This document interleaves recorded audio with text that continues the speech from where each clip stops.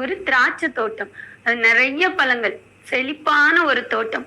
ஆனா அந்த தோட்டத்துக்கு போறதுக்கு முன்னாடி சில முள் முள்வேலிகள், கல், கரடு முரடு போன்ற பாதைகளை கடந்துதான் அந்த திராட்சை தோட்டத்துக்கு நம்ம போகணும்.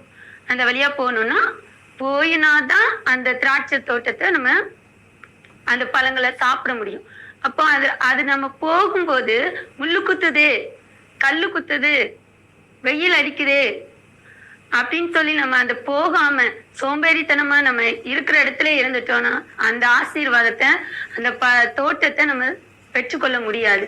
ஆனா அந்த இடத்துல கஷ்டப்பட்டு அந்த கல், முள், வேலி இதெல்லாம் தாண்டி கடந்து போகும்போதுதான் அந்த செழிப்பான தோற்றத்தை நம்ம அடைய முடியும். அப்படிதான் நம்முடைய வாழ்க்கையிலையும் கஷ்டங்கள், இந்த மாதிரியான போராட்டங்கள், வேதனைகள் இதன் மத்தியில நம்ம வாழும் போதுதான், இதெல்லாம் கடந்து போகும்போது, இதெல்லாம் ஒரு அனுபவங்கள், இதெல்லாம் கடந்து போகும்போதுதான் நம்ம பெரிய ஆசீர்வாதம் நமக்குன்னு தேவன் வச்சிருக்காரு. அந்த ஆசீர்வாதத்தை நம்ம பெற்றுக்கொள்ள முடியும்.